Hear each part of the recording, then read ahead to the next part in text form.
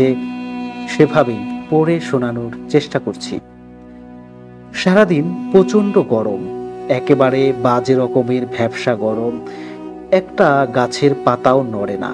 এরকম সময়ে প্রচন্ড গরমের বিরুদ্ধে গাছপালাও মনে হয় অহিংস আন্দোলনের উদ্দেশ্যে একেবারে মৌনতা পালন করে। অবশ্য এই 2012 সালে ঢাকা শহরে গাছ আছেই বা কোথায়? এই জায়গাটায় অবশ্য এখনো গাছপালা আছে বেশ কিছু। ঢাকা শহরের প্রচন্ড ব্যস্ততার মধ্যেও এই জায়গাটা এক অন্যরকম, বিশেষ করে ছুটির দিনে। ইন্দিরা রোড, রাস্তার এক পাশে খামার বাড়ি, আরেক পাশে তেজগাঁ কলেজ। ছুটির দিনে কলেজ বন্ধ থাকলে রাস্তাটা বেশ লাগে, যদিও একটু ভেতরে ঢুকলেই চাপা গলি আর ভাঙা রাস্তায় জমে থাকা কাদা জলের জঞ্জাল, হার্ডওয়্যারের দোকান। তারপরেও এই রাস্তাটা সবকিছু থেকে একটু আলাদা। রাস্তাটা অনেকটা ক্যাফেটিয়ার মতো, লোকমনের কাছে অত্যন্ত তাই মনে হয়। মাঝে মাঝে ছুটির দিনে খ্যাপ ট্যাপ না পেলে বা খ্যাপ ট্যাপ না মারতে ইচ্ছে করলে সিএনজির মধ্যেই একেবারে আরামে ঘুম দেয় লোকমান। আশেপাশে কিছু সস্তার খাবার দোকানও আছে, আখের রস, ভাঙানোর গাড়ি আছে পাশেই। দুটা সিঙ্গারা আর এক গ্লাস আখের রস টক টক করে গিলে ছুটির দিনে প্রায় সিএনজির মধ্যে গুলটি পাকিয়ে ঘুম দেয়। ওই দিন আর খ্যাপ ট্যাপ মারে না। সিএনজি ড্রাইভার হিসেবে ওর অবশ্য উপরই ইনকাম ভালো, কিছু পার্টির সাথে ওর কারবার আছে, মাঝে মাঝে বেশ ভালো ইনকাম হয়। জুত মতো ক্লায়েন্ট ধরতে পারলে একদিনের সপ্তাহের ইনকাম উঠে আসে। ওই সময়গুলোতে নিজেকে রাজা রাজা মনে হয় লোকমানের। সিটের নিচে সেদিন ছোটখাটো টাকার বান্ডিল গুছিয়ে রাখে। সেদিনকার ঘুমে যেন অন্যরকম নেশা। তবে আসার কথা এরকম ভ্যাপসা গরমই নাকি ঝুম বৃষ্টির লক্ষণ। অন্তত লোকমানের এতদিনের অভিজ্ঞতা তাই বলে। আর এবার বৈশাখের বেশ কয়েকদিন চলে গেল, এখনো বৃষ্টি হয়নি, একদিনও ছিটি ফোটাও না। মনে মনে আশা করে আছে আজকে সারা রাত ঝুম বৃষ্টি হবে। এজন্য সারাদিন একটা খ্যাপও মারেনি লোকমান, না হলে রাত জাগতে বেশ কষ্ট হয়। প্রথম খ্যাপটার কথা এখনো মনে পড়ে লোকমানের। তখন লোকমানের বয়স কম, গ্রাম থেকে সদ্য ঢাকা এসেছে। তখনও ঢাকায় সিএনজি চলে না, চলে সেই পুরনো বেবি ট্যাক্সি, ভটভট শব্দ তুলে। কোনো কিছু ঠিকঠাক না করেই ঢাকা চলে আসা লোকমানের বাড়ি থেকে রাগ করে। কি করবে কিছুই জানেন না তখনও, কিন্তু লোকমান চালু ছেলে, জোগাড় যন্ত্র করে ফেলে। কয়েকদিনের মধ্যেই বেবি ট্যাক্সি চালানো শিখে নেয়। লোক ধরাধরি করে লাইসেন্স আর দরকারি কাগজপত্র জোগাড় করে ফেলে। মাথায় একটু বুদ্ধি থাকলে ঢাকা শহরে কোনো রকমে করে খাওয়া কঠিন কিছু না। সেদিন ঝুম বৃষ্টি, সেই 98 সালের বন্যার বৃষ্টি। বন্যা তখনও শুরু হয়নি, ওই বৃষ্টি দিয়েই শুরু। প্রচন্ড বৃষ্টিতে সেদিন লোকজন তেমন বেরোয়নি। মেজাজটা একটু চটেই ছিল লোকমানের। আশা করেছিল বৃষ্টির সুবাদে প্রথম দিনেই একটা বড়সড় দান মারা যাবে। দান তো দূরের কথা, উল্টা রাস্তার পানি জমে মাঝে মাঝে ইঞ্জিন স্টার্ট নেয় না। প্রথম দিনটা কুফা দিয়ে শুরু। সারা দিন ঝুম বৃষ্টির মধ্যে বসে থেকে একটা খ্যাপও জুটল না ভাগ্যে। এরকম সারাদিন বসে থাকতে থাকতে বৃষ্টির মধ্যেই কখন ঘুমিয়ে গেছে ও নিজেও বোধহয় জানে না। ঘুম ভেঙে যায় হঠাৎ করেই, কেউ ডাকছে, খট খট খট, টক টক। একটানা বৃষ্টির ঝমঝম শব্দের মধ্যে বেবি ট্যাক্সির সামনের কাছে অস্থির টকটক শব্দ। ধরফর করে উঠে বসে লোকমান। চোখ রোগবে নেয়, দাতস্থ হতে সময় লাগে কিছুটা। কত রাত হয়েছে হুট করে বোঝার উপায় নেই। আকাশে মেঘের কারণে চাঁদ বা নক্ষত্র কিছুর অস্তিত্ব টের পায় না। তখনও বৃষ্টি হয়েই যাচ্ছে, শুধু তীব্রতা একটু কমেছে। রাস্তায় পানি জমা হয়ে বেবি ট্যাক্সির মেঝে পর্যন্ত ডুবিয়ে দিয়েছে। জায়গা পেয়ে নিজেই অবাক হয়ে যায়। কতক্ষণ ঘুমালো একটু আন্দাজ করার চেষ্টা করে। 3 জন মাঝ বয়সী লোক, ওরাই ডাকছিল। চেহারা দেখে মনে হয় নিম্ন মধ্যবিত্ত খেটে খাওয়া মানুষ। বেশ তাড়াহুড়া তাদের ডাকার ভঙ্গিতে। চেহারা দেখেই বোঝা যায় বেশ বিপদে পড়েছে বা তারা আছে। এত রাতে এই বৃষ্টিতে কোনো যানবাহনও পাওয়ার কথা না। লোক 3 জনই ভিজে চুপে চুপে চুপচুপে বেশ অনুরোধের সুরেই বলে একজন, যাইবা নাকি? না মামা, যামু না, রাইত হইছে অনেক। আরে না, রাইত বেশি হয় নাই, ঢাকা শহরে এত তাড়াতাড়ি রাইত হয় না। তখন নতুন আসছো ঢাকা শহরে, ভাও বুঝো নাই এখনো। ঢাকা শহরে ইনকাম হইল রাইতে, মজাও রাইতে। পকেট থেকে একটা 500 টাকার নোট বের করে দেয় সামনের লোকটা। 500 টাকা তখন অনেক টাকা। তখনও ট্যাক্সি ভাড়া এত সহজে 100 এর উপরে উঠে না। লোকমানের চোখে কিছুটা চকচকে হয়ে ওঠে, কিন্তু মন সায় দেয় না ও। একটা জিনিস ভেবে অবাক হয় ও, যে ঢাকা শহরে নতুন এসেছে একথা ওই লোক কিভাবে জানলো। হঠাৎ কেমন যেন ভয় ভয় লাগতে থাকে লোকমানের। তাছাড়া ঢাকা শহরের রাস্তাঘাট তেমন ভালো করে চেনেও না তখনও। বলে, যাবো না মামা, গাড়ি জমা দিতে হবে। আর তাছাড়া মামা, আমি রাস্তাঘাট চিনি না, ঢাকা শহরে নতুন আইছি তো। 500 টাকার লোভ উপেক্ষা করা সহজ কথা নয়, কিন্তু ততক্ষণে ভয়টা বেশ জাঁকিয়ে বসেছে। ভয় পাওয়ার মতো পরিবেশ বটে সেটা। চারদিকে থই থই পানি, নিকষ অন্ধকার, একটানা বৃষ্টি পড়ছে। রাস্তার বাতিগুলো বোধহয় বন্ধ। বৃষ্টি আর ঝড়ো বাতাসে ইলেকট্রিক লাইন বন্ধ হয়ে গেছে বোধহয়। চারদিকে ঝুম ঝুম শব্দ ছাড়া একটা শব্দও নেই। পকেট থেকে আরেকটা 500 টাকার নোট বের করে লোকটা এতক্ষণে খেয়াল করেনি লোকমান। এবার লোকটার চেহারার দিকে ভালোভাবে তাকায়। ভয় পাওয়া ভাবটা বেশ স্পষ্ট ওর চোখে। মনে মনে ততক্ষণে জানা সব দোয়া দরুদ পড়া শুরু হয়ে গেছে। লোকটার চেহারার দিকে তাকিয়ে ওর ভয়টা আরো বেড়ে যায়। একটা মুহূর্তের জন্য ওর মনে হয় লোকটার চোখ জ্বলছে ঠিক একটা সাপদের মতো। মুখে কথা সরে না আর লোকমানের। একবার ভাবে মনের ভুল, ভালো করে আবার তাকিয়ে দেখে পেছনের লোক দুটোর দিকেও। না, চোখের ভুল না। জল জ্বলে 4টে চোখ অন্ধকারে একেবারে চকচক করছে। মিনমিন করে বলে, ইঞ্জিনে পানি ঢুকছে মনে হয় মামা, ইঞ্জিন স্টার্ট নিব না, আপনারা একটু হাঁটেন, অন্য গাড়ি পাইয়া যাবেন। আর তাছাড়া মামা, তেলও বেশি নাই, এত রাইতে মাঝ রাস্তায় আটকায়া যাবো। ইঞ্জিন স্টার্ট দাও দেখি। স্টার্ট না নিলে তো আর যাবো না, দাও স্টার্ট দাও। আর তেল নিয়ে চিন্তা করো না, ওইটা আমরা ব্যবস্থা করুম নে। বলতে বলতে লোকমানকে ঠেলে সরিয়ে দিয়ে ট্যাক্সিতে উঠে বসে ওরা 3 জন। মনে মনে আল্লাহর নাম নিচ্ছে লোকমান, আর জানা দোয়া দরুদ পড়ছে, আর আশা করছে ইঞ্জিন স্টার্ট নেবে না। দুপুরে ঘুমানোর আগে শেষবার যখন স্টার্ট দেওয়ার চেষ্টা করছিল, তখন স্টার্ট নেয়নি ইঞ্জিন। একটা জোরালো ঘর ঘর শব্দ করেছিল শুধু। দোয়া দরুদ কাজে দেয় না। পানি ভর্তি ইঞ্জিন একেবারে সাথে সাথে গর্জন করে স্টার্ট নিয়ে ফেলে। বৃষ্টির একটানা শব্দের মধ্যে একেবারে বেমানান বেবি ট্যাক্সির ভটভট শব্দ, ইঞ্জিনের কম্পন আশেপাশে স্থির পানিতে একটা তরঙ্গ তৈরি করে। কিন্তু সেই শব্দ বা পানির মৃদু আন্দোলন লোকমানের ভয়কে নাড়া দিতে পারে না। পেছনে তাকাতেও সাহস করে না লোকমান।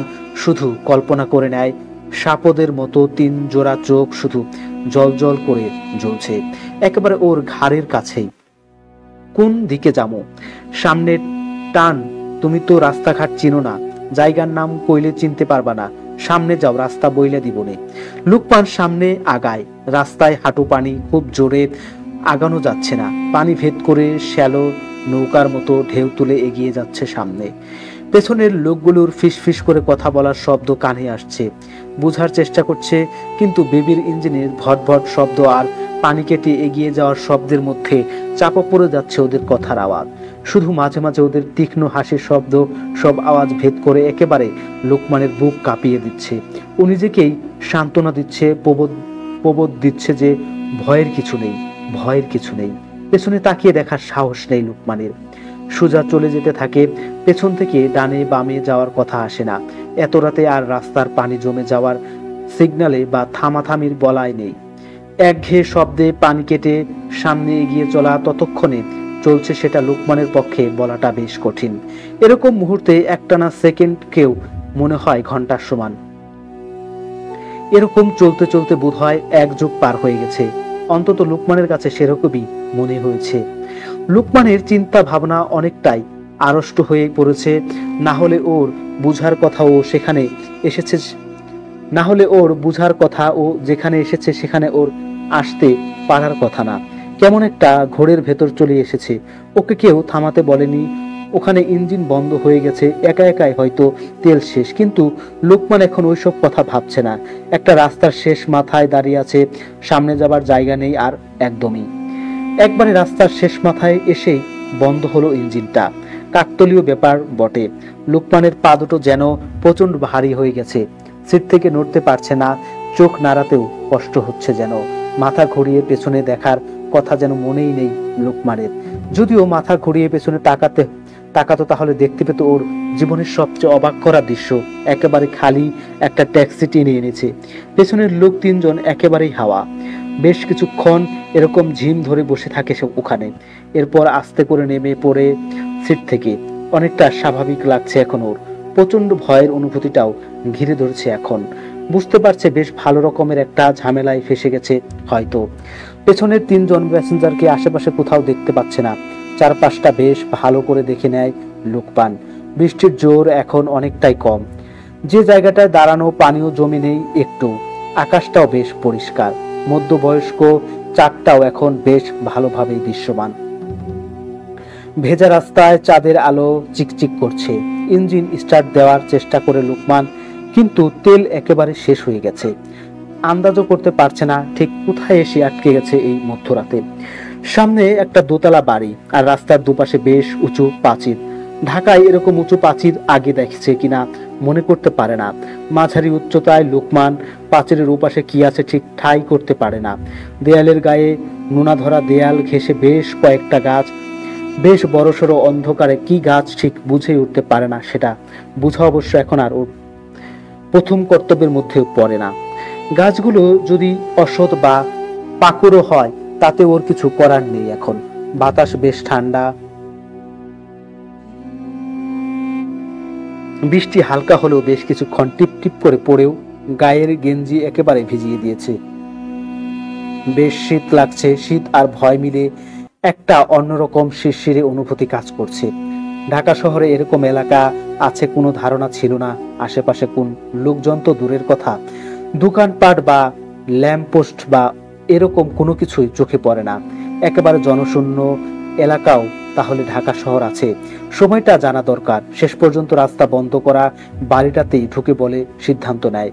বাড়িটার সামনে লোহার গেট বন্ধ করা, গেটের বাম দিকে একটা ছোট্ট পকেট গেট, ওটা হয়তো খোলা থাকতে পারে ভেবে সামনের দিকে আগায়।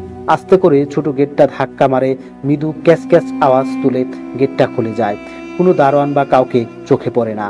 গেটের একেবারে গা ঘেঁষে শুরু হয়েছে বাড়িটা। কোনো সিঁড়ি ঘরটর নেই, একেবারে বেশ বড় একটা কাঠের দরজা, বেশ পুরনো বোঝাই যায়। চাঁদের আলোয় বেশ আদি ভৌতিক মনে হয় বাড়িটাকে। নিচ থেকে উপরতলায় বেশ কয়েকটা জানালা চোখে পড়ে। বেশ বড়সড় বাড়িটা, কম করে হলেও 7-8টা রুম থাকবে বাড়ির এপাশেই, কিন্তু কোনো ঘরেই কোনো রকম আলো জ্বলছে না। বাইরে থেকে দেখে একেবারে পরিত্যক্ত বাড়ি বলে মনে হয়। লোকজন থাকলে কোনো না কোনো ঘর তো আলো জ্বলবে, কিন্তু কাছাকাছি আর কোনো বাড়ি ঘর নেই। সারা রাত এই বৃষ্টির মধ্যে রাস্তায় দাঁড়িয়ে থাকাও সম্ভব না। তাছাড়া বাড়িতে কাউকে পাওয়া গেলে একটু কথাবার্তা বললেও ভয় কাটবে। দরজার বাইরেও যদি রাতটা কাটানো যায় সেটাও খুব একটা খারাপ হবে না হয়তো। দরজায় মৃদু নক করে প্রথমে, কোনো আওয়াজ আসে না ভেতর থেকে। এত রাতে আসার কথাও না অবশ্য, বাসায় কেউ থাকলেও ঘুমিয়ে যাবার কথা। আর 2-1বার নক করে দরজা আস্তে করে ঠেলা দেয়, একটু পরখ করে দেখার জন্য। ওকে অবাক করে দিয়ে দরজা ভেতর দিকে একটু সরে যায়। বেশি ভারী দরজা ভয়ে ভয়ে আরেকটু জোরে ঠেলা দিয়ে বেশ খানিকটা ফাঁকা করে ফেলে। মাথা ঢুকে একটু উকি দিয়ে দেখে ভেতরটা। কাউকে চোখে পড়ছে না এখনো। মনে মনে নিজেকে সাহস দেয় কেউ না থাকলেও নাই। রাতটা ঘরের এক কোনায় বসে পার করে দিতে পারলে সকালের আলো ফুটলে ঠিকই বোঝা যাবে, লোকজন পাওয়া যাবে, তখন ঠিক ফিরে যাওয়া যাবে। বেশ বড়সড় একটা রুমে এসে ঢুকেছে লোকমান। হাতের বাম দিকে 3টা জানালা হাট করে খোলা। ঘরে কোনো বাতি বা সুইচ বোর্ড চোখে পড়ছে না। অবশ্য জানালা দিয়ে আসা চাঁদের আলোয় অত স্পষ্ট করে কিছু বোঝাও যায় না। তবে বাড়ি যে অনেক পুরনো এটুকু বেশ স্পষ্ট বোঝা যায়। দেয়ালের জায়গায় পলেস্টার খসে পড়েছে। ছাদের দিকে তাকালে চোখে পড়ে পুরনো আমলের সেই কাঠের তৈরি ভীম। সেই তুলনায় ঘরের মেঝে বেশ মসৃণ, পাথরের তৈরি বোধ হয়। দেয়ালে আর ছাদ বয়সের ভারে নুয়ে পড়লেও মেঝে এখনো বিগত যৌবনা নয়। ঘরে কোনো আসবাব চোখে পড়ে না। একবার ভাবে এখানে রাতটা কাটিয়ে দিবে কিনা, কিন্তু ভয়ের সাথে সাথে একটা অদ্ভুত কৌতূহল ভর করেছে। ঘরে অন্য প্রান্তে 3টা দরজা, পেছনের ঘরে ঢোকার জন্য জন্য হবে, আর হাতের ডান দিকে একটা সিঁড়ি উঠে গেছে দোতলার দিকে। পুরনো আমলের লোহার পেঁচানো সিঁড়ি। কিভাবে দোতলায় যাবার সিদ্ধান্ত নেয়। সিঁড়ি বেয়ে ভয়ে ভয়ে দোতলার দিকে উঠতে থাকে। উপরে উঠতে উঠতে একটা তীব্র পচা গন্ধ এসে নাকে লাগে। কোনো জীব জন্তু মরে পচে গেলে এরকম গন্ধ বের হয়। পুরনো বাড়ি, হয়তো ইঁদুর বা এরকম কিছু পচে গন্ধ বেরিয়েছে হয়তো। ভাবতে ভাবতে উপরে উঠতে থাকে। বেশ পেঁচালো সিঁড়ি আর পুরনো দিনের বাড়ি। দোতলার ছাদ স্বাভাবিকের চেয়ে বেশ খানিকটা উঁচুতে। অন্ধকারে ঠিক মতো দেখাও যাচ্ছে না। উপরে উঠতে বেশ সময় লেগে যায়, আর এরকম গা ছমছমের পরিবেশে এক একটা মুহূর্তে মনে হচ্ছে এক এক যুগের সমান। দোতলায় উঠতেই একটা ঠান্ডা জঘন্য পচা গন্ধ নাকে এসে লাগে। এরকম জঘন্য গন্ধ কল্পনাও করা অসম্ভব। কিছু চোখে পড়ে না। একেবারে ঘুটঘুটে অন্ধকার। জানালা থাকলেও সবগুলো বোধ হয় বন্ধ করা।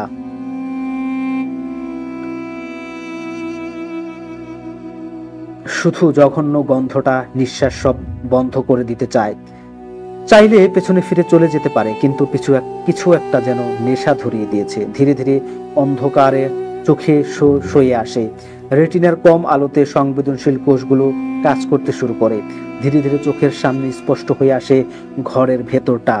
স্পষ্ট না হলেই বোধ হয় ভালো হতো, কারণ যে দৃশ্য লোকমান দেখলো সেটা কোনো স্বাভাবিক মানুষের পক্ষে সহ্য করা সম্ভব নয়।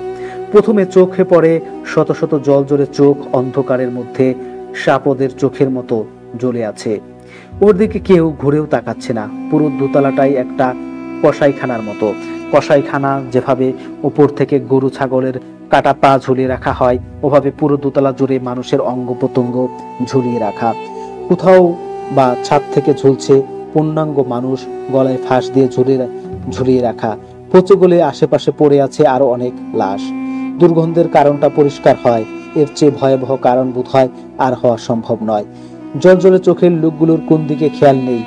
ওর ওই সব ঝুলন্ত ফেলে রাখা পচে যাওয়া লাশগুলো থেকে খাবলে খাবলে বের হয়ে করে আনছে মাংস, দাঁত দিয়ে কামড়ে খাচ্ছে। ওদেরকে দেখে এখন আর মানুষ মনে হচ্ছে না। মানুষের মতো অববয়ে ভয়ঙ্কর কোনো পশু হয়ে গেছে যেন ওরা। ছুটে বের হয়ে যেতে চায় ওখান থেকে। নিজের ভবিষ্যৎ টের পেয়ে গেছে লোকমান। দৌড়ে বেরিয়ে যেতে চায় ওখান থেকে। উল্টা ঘুরে ঘুরে ছুটতে যেই হোঁচট খেয়ে পড়ে যায় মেঝেতে। একটা নরম শীতল কোনো কিছুর একেবারে উপরে নিজেকে আবিষ্কার করে। বুঝতে দেরি হয় না, কোনো পচে যাওয়া লাশের একেবারে উপরে এসেই পড়েছে। ইচ্ছার সবটুকু দিয়ে উঠে দাঁড়াতে চায় লোকমান, কিন্তু হাত পা যেন অবশ হয়ে গেছে একেবারে। ভয় ডর কেটে যায় হুট করেই। লাশের উপর নিজেকে বেশ আরামদায়ক ভাবে আবিষ্কার করে হঠাৎ। পচা গন্ধটাও এখন আর তেমন পাচ্ছে না, বরং একটু আগের সেই লাশ পচা গন্ধে যেন নেশা ধরে যায় ওর। নিজের উপর কোনো নিয়ন্ত্রণ নেই আর। খাবলে খাবলে লাশের মাথা থেকে একটা চোখ বের করে এনে মুখে পুরে দেয়। কামড়ে খুবলে দিতে থাকে পচে যাওয়া লাশটা, নাক, কান আর গালের নরম অংশ। লোকমান টের পায়, কিভাবে টের পায় ও জানে না, কিন্তু বুঝতে পারে ওর চোখগুলো জ্বলছে। সকালে যখন ঘুম ভেঙেছে, গত রাতের কথা বেশ স্পষ্ট মনে পড়ে লোকমানের। মনে পড়ে ভুরি ভোজ শেষে আবার সেই 3জন লোককে নিয়ে কি এক ঘোরের মধ্যে আবার ফিরে এসেছে আবার এই ইন্দিরা রোডে। তখনও রাত বেশ বাকি। লোকগুলোর সাথে আর কোনো কথা হয় না লোকমানের। যাওয়ার সময় শুধু অদ্ভুত একটা হাসি দিয়ে বিদায় নেয় লোকগুলো। সেই হাসির মানে আবার দেখা হবে কোনো একদিন। সেই থেকে বৃষ্টি হলেই ছটফট করতে থাকে লোকমান। একটা সানগ্লাস চোখে দিয়ে বসে থাকে। জলজলে চোখ নিয়ে 3জন লোকের আশায় প্রচন্ড ক্ষুধা নিয়ে, যেই ক্ষুধা মেটাবার স্বাদ ওর নেই। কোথায় যেতে হবে সেটা ও জানে, কিন্তু ঠিকানা জানে না। আজকেও অপেক্ষা করছে বৃষ্টির জন্য। ওর মনে বলছে বৃষ্টি হবে। বৃষ্টির বড় বড় ফোঁটা পড়তে শুরু করেছে।